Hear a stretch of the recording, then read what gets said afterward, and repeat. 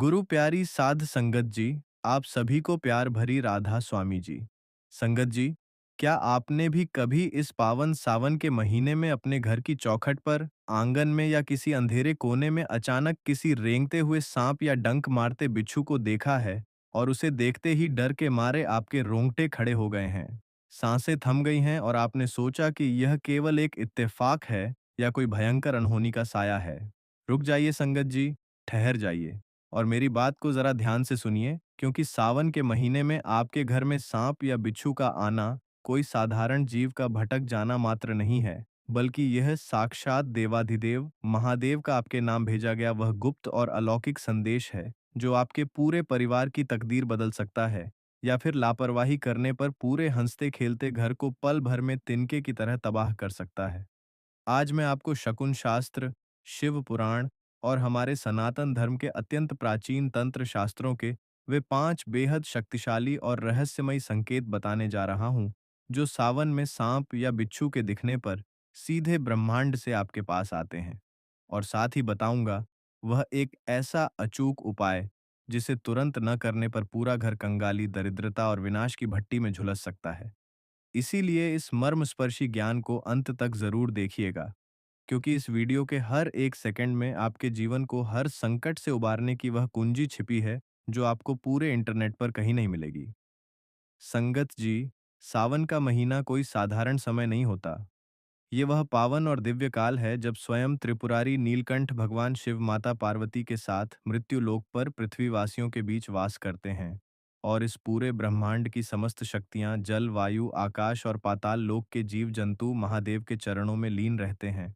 हम मनुष्य कलयुग के इस विकट दौर में दिन रात हाड़तोड़ मेहनत करते हैं, जेठ की कड़कड़ाती धूप और पूस की कंपाने वाली ठंड में खून पसीना बहाते हैं ताकि अपने मासूम बच्चों को 2 वक्त की भरपेट रोटी, घर में सुख शांति और सम्मानजनक जीवन दे सकें। लेकिन फिर भी हमारे हाथों में तंगी बनी रहती है, बीमारियां पीछा नहीं छोड़ती, कर्जे का पहाड़ बढ़ता चला जाता है और ऐसा लगता है कि जैसे किसी की काली नज़र हमारे पूरे हंसते खेलते परिवार को खा रही है।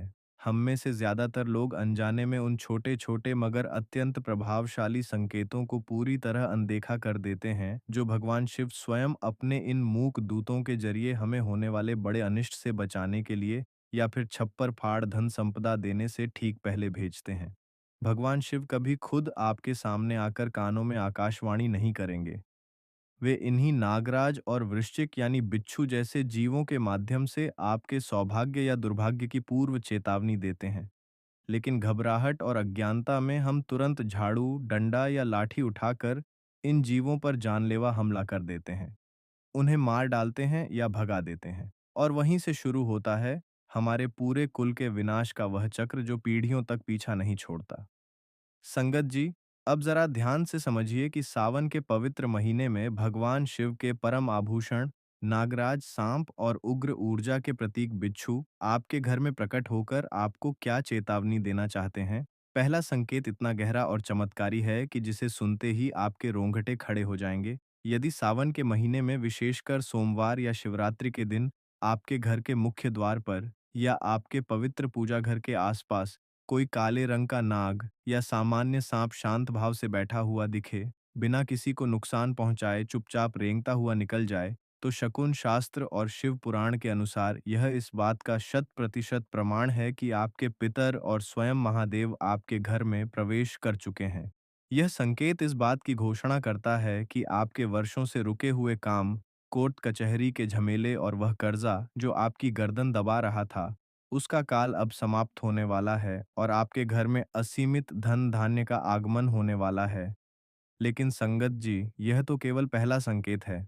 जो दूसरा संकेत है वह आपके घर की स्त्रियों, बच्चों की सेहत और आपकी जमा पूंजी से सीधा जुड़ा हुआ है, जिसे जाने बिना अगर आपने कोई गलती कर दी तो आपको जीवन भर पछताना पड़ सकता है। देखिए संगत जी, जब हम घर में अचानक सांप या बिच्छू को देखते हैं, तो भयभीत होना स्वाभाविक है। इंसानी स्वभाव ही ऐसा है कि जहाँ भय होता है, वहाँ बुद्धि काम करना बंद कर देती है। लेकिन जरा सोचिए कि वही सांप जो भगवान भोलेनाथ के गले का हार है, वही नागराज जो सृष्टि के अंतकाल तक पृथ्वी का भार अपने फन पर उठाए हुए हैं, क्या वे बिना किसी बड़े आध्यात्मिक कारण के आपके कच्चे या पक्के मकान में आएंगे? बिल्कुल नहीं। अब उस दूसरे संकेत को बहुत बारीकी से समझिए जो आपके रसोई घर और धन स्थान से जुड़ा हुआ है।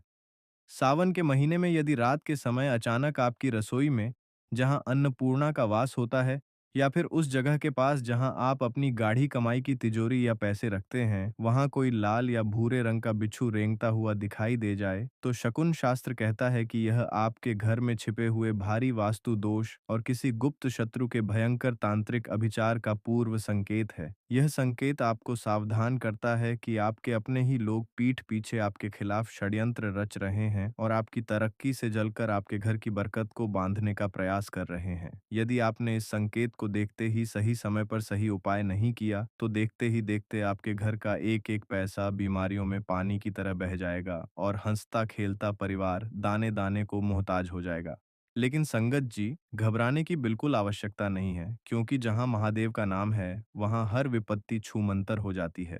आगे मैं आपको उस परम सिद्ध अचूक उपाय के बारे में बताऊंगा जिसे करते ही हर प्रकार का नाग दोष, राहु केतु का कुप्रभाव और कंगाली पल भर में भस्म हो जाती है। लेकिन उससे पहले तीसरे और चौथे संकेत को समझना आपके लिए अति आवश्यक है, क्योंकि तीसरा संकेत आपके सोए हुए भाग्य को जगाने की वह दिव्य चाबी है जिसकी प्रतीक्षा हर शिव भक्त वर्षों से करता है। ध्यान से सुनिए, यदि सावन के दिनों में आपको अपने घर में दो सांप या दो बिच्छू एक साथ दिखाई दें, तो शकुन शास्त्र में इसके दो बिल्कुल अलग और विपरीत अर्थ बताए गए हैं। यदि वे दोनों जीव आपस में शांत बैठकर एक ही दिशा में जा रहे हैं, तो यह परम राजयोग का लक्षण है। इसका अर्थ है कि संतान पक्ष से कोई बहुत बड़ी खुशखबरी मिलने वाली है, या आपको कोई अचल संपत्ति या पैतृक जायदाद मिलने वाली है। लेकिन इसके विपरीत, यदि वे दोनों सांप या बिच्छू आपस में बुरी तरह लड़ रहे हों या एक दूसरे पर आक्रामक हो रहे हों, तो यह सीधे सीधे गृह क्लेश, पति पत्नी में तलाक की नौबत और परिवार के बंटवारे का भयंकर अमंगलकारी संकेत है। यह संकेत बताता है कि आपके घर की सकारात्मक ऊर्जा पूरी तरह नष्ट हो रही है और राहु का प्रकोप आपके परिवार पर मंडरा रहा है। संगत जी, सावन का समय बीतता जाता है और हम अपनी सांसारिक उलझनों में इस कदर खोए रहते हैं कि भगवान के भेजे इन गुप्त संदेशों को महज एक इत्तेफाक मानकर भूल जाते हैं। अब जरा उस पांचवें और सबसे खतरनाक संकेत के बारे में सुनिए जो सीधे आपके जीवन और मृत्यु के चक्र से जुड़ा है और जिसे जानकर किसी भी इंसान के रोंगटे खड़े हो जाएंगे। यदि सावन के महीने में कोई सांप या बिच्छू आपके घर के भीतर किसी कोने में मरा हुआ मिले, या फिर आपके शरीर के किसी अंग पर अचानक गिर जाए या आपके पैर के नीचे आते आते बचे, तो यह शकुन शास्त्र के अनुसार अत्यंत भयावह अकाल मृत्यु, भयंकर दुर्घटना या किसी अपने प्रियजन को खोने का पूर्वाभास होता है। यह इस बात की घंटी है कि आपके परिवार पर यमराज की दृष्टि पड़ चुकी है और कोई बहुत बड़ा संकट आपके द्वार पर दस्तक दे रहा है। ऐसे में यदि आपने तुरंत वही काम नहीं किया जो शास्त्रों में वर्णित है, तो पूरा घर पल भर में तिनके की तरह बिखर सकता है और बर्बादी का ऐसा तांडव शुरू हो सकता है जिसकी भरपाई कोई नहीं कर पाएगा। इस गूढ़, रहस्यमयी और पारलौकिक सत्य को और अधिक गहराई, भावनाओं और यथार्थ के साथ समझने के लिए मैं आपको एक अत्यंत प्राचीन, प्रामाणिक और शिव पुराण के पन्नों में दर्ज ऐसी करुण कथा सुनाता हूँ जो आपके भीतर श्रद्धा और भक्ति का ऐसा ज्वार उठा देगी कि जीवन को देखने का आपका दृष्टिकोण हमेशा हमेशा के लिए बदल जाएगा। प्राचीन काल में नर्मदा नदी के तट पर बसे एक बहुत ही सुंदर और हरे भरे गांव में सोमदत्त नाम का एक अत्यंत निर्धन लेकिन निष्ठावान शिव भक्त ब्राह्मण अपने परिवार के साथ रहता था। सोमदत्त स्वभाव से अति दयालु, निष्कपट, सदाचारी और दिन रात ओम नमः शिवाय का जाप करने वाला सच्चा साधक था। वह कभी किसी का दिल नहीं दुखाता था। उगे हुए सूर्य को अर्घ्य देता और भगवान भोलेनाथ के शिवलिंग पर केवल एक लोटा शुद्ध जल और बेलपत्र चढ़ाकर ही अपने जीवन को धन्य मानता था। लेकिन संगत जी, उसका प्रारब्ध और उसके पिछले जन्मों का संचित पाप कर्म उसके जीवन में दरिद्रता का ऐसा काला साया बनकर छाया हुआ था कि उसके घर में कभी दो वक्त का भोजन भी नसीब नहीं होता था। सोमदत्त जेठ की तपती दोपहर में और सावन की मूसलाधार बारिश में भी गांव-गांव जाकर भिक्षा मांगता खेतों में मजदूरी करता, लेकिन फिर भी उसके हाथ खाली के खाली ही रहते। उसके घर की छत जर्जर हो चुकी थी। सावन के महीने में छप्पर से टप टप पानी टपकता था। उसकी साध्वी पत्नी फटे कपड़ों में दिन गुजारती और उसके दो छोटे छोटे मासूम बच्चे भूख से बिलक बिलक कर सो जाते थे। गांव के धनी और क्रूर महाजन से सोमदत्त ने अपनी पत्नी के इलाज और बच्चों के भोजन के लिए थोड़ा सा धन उधार लिया था, लेकिन उस ब्याज के ऊपर ब्याज चढ़ता गया और वह कर्जे के ऐसे भयानक दलदल में फंस गया जहां से बाहर निकलने का कोई रास्ता नजर नहीं आ रहा था। महाजन रोज उसके टूटे हुए दरवाजे पर आकर उसे और उसकी पत्नी को भरी सभा में गालियां देता, अपमानित करता और धमकी देता कि यदि सावन की पूर्णिमा तक उसका पाई पाई कर्जा नहीं चुकाया गया तो वह उसकी एकमात्र झोपड़ी भी छीन लेगा और पूरे परिवार को गांव से धक्के मारकर बाहर निकाल देगा। एक रात सावन का पवित्र सोमवार था। बाहर मूसलाधार बारिश हो रही थी, बिजली कड़क रही थी और बादलों की गर्जना से पूरी धरती कांप रही थी। सोमदत्त के घर में अन्न का एक दाना भी नहीं बचा था। चूल्हा बुझे हुए 3 दिन बीत चुके थे। उसके छोटे बच्चे भूख के मारे पेट को दबाकर रोते रोते निढाल हो चुके थे और उसकी पत्नी आंसुओं से भीगी आंखों से बस अपने पति के सामने हाथ जोड़कर खड़ी थी। अपनी आंखों के सामने अपने ही परिवार को भूख से तड़पता और तिल तिल मरता देखकर सोमदत्त का कलेजा छलनी हो गया। उसका आत्मसम्मान चकनाचूर हो गया। उसने सोचा कि ऐसा जीवन जीने से तो अच्छा है कि मैं इस जीवन का अंत कर लूं। एक पिता और पति होकर भी यदि मैं अपने बच्चों को एक सूखी रोटी नहीं दे सकता तो मेरे जीने का क्या अर्थ है। घोर अवसाद, हताशा और आंसुओं में डूबा हुआ सोमदत्त अपने घर के उस छोटे से सीलन भरे पूजा के कोने में गया जहां एक छोटा सा मिट्टी का शिवलिंग रखा हुआ था। वह शिवलिंग के सामने बैठकर अपनी छाती पीट पीट कर रोने लगा और महादेव से शिकायत करने लगा कि हे नीलकंठ, हे विश्वनाथ, क्या मेरी भक्ति में कोई कमी रह गई थी जो तुमने मुझे और मेरे मासूम बच्चों को इस नर्क में धकेल दिया। आज मैं इस सावन की रात अपने प्राण त्याग दूंगा क्योंकि अब मुझसे यह कंगाली और अपमान सहा नहीं जाता। सोमदत्त अपनी जीवन लीला समाप्त करने का विचार कर ही रहा था कि तभी अचानक उसकी नजर अपने उस कच्चे पूजा घर के फर्श पर पड़ी। उसने देखा कि सीलन भरी दीवार के पास से एक अत्यंत विशाल गहरे काले रंग का जहरीला नागराज धीरे धीरे रेंगता हुआ सीधे उसके मिट्टी के शिवलिंग की ओर बढ़ रहा था और ठीक उसी के पीछे पीछे रसोई के अंधेरे कोने से निकलकर एक अत्यंत भयानक लाल रंग का बिच्छू भी रेंगता हुआ उसी शिवलिंग के पास आकर रुक गया। सोमदत्त, जो पहले से ही अपने जीवन से निराश था और मृत्यु के आगोश में जाने की सोच रहा था, उस जहरीले सांप और बिच्छू को देखकर घबराहट और क्रोध से भर गया। उसे लगा कि उसके दुर्भाग्य ने अब यह नया रूप ले लिया है और यह जीव उसके बच्चों को डस लेंगे। उसने गुस्से में लाल होकर पास ही पड़ा हुआ एक मोटा बांस का डंडा उठाया और उस मूक नागराज और बिच्छू को एक ही बार में कुचलकर मार डालने के लिए पूरी ताकत से अपना हाथ हवा में उठाया। जैसे ही सोमदत्त ने उस नागराज पर प्रहार करने के लिए डंडा नीचे गिराना चाहा, अचानक उसकी झोपड़ी की छत से एक दिव्य, अलौकिक और आंखें चौंधिया देने वाला सुवर्ण प्रकाश चमका। उस अलौकिक ज्योति के बीच में साक्षात एक जटाधारी, भस्म लगाए हुए, गले में रुद्राक्ष की माला धारण किए हुए परम सिद्ध अघोरी संत प्रकट हो गए। उन महात्मा की आवाज में ऐसा प्रभाव और गर्जना थी कि पूरी झोपड़ी गूंज उठी।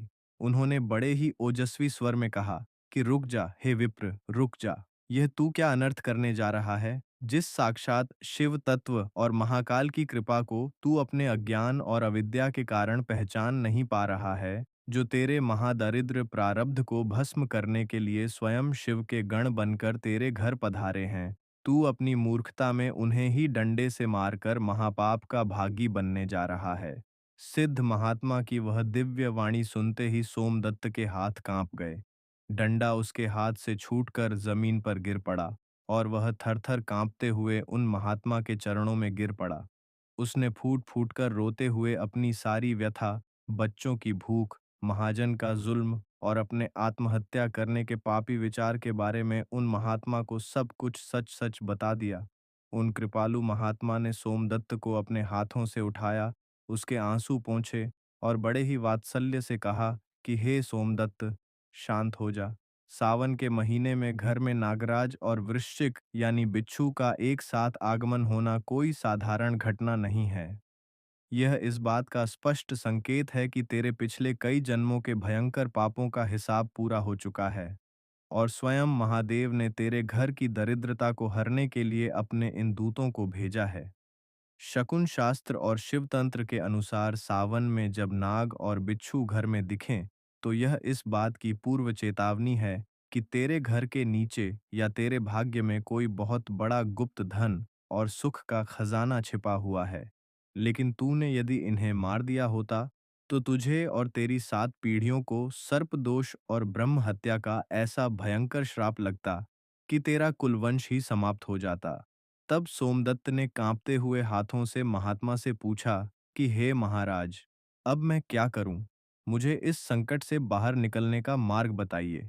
तब उन त्रिकालदर्शी महात्मा ने सोमदत्त को वह परम गुप्त, अचूक और सिद्ध शिव उपाय बताया, जो आज मैं आप सभी संगत जी को बताने जा रहा हूँ। ध्यान से सुनिए। महात्मा ने कहा कि हे विप्र, जब भी सावन के महीने में घर में सांप या बिच्छू दिखाई दे, तो कभी भी भयभीत होकर चीखना चिल्लाना नहीं चाहिए, ना ही उन्हें लाठी डंडे से मारना चाहिए और ना ही किसी को नुकसान पहुंचाने देना चाहिए। सबसे पहले एक तांबे के पात्र में थोड़ा सा शुद्ध जल, गाय का कच्चा दूध और थोड़ा सा गंगा जल मिला लें और जो सांप या बिच्छू है उसे पर गंगा जल को छिड़कना है। संगत जी, अगर आप हमारे चैनल पर नए हैं तो हमारे राधा स्वामी शब्द चैनल को जरूर सब्सक्राइब कर लें और कमेंट बॉक्स में राधा स्वामी जी जरूर लिखें। अब संगत जी हमें दे इजाजत, अगली वीडियो में फिर मिलेंगे एक नई जानकारी के साथ। तब तक के लिए राधा स्वामी जी।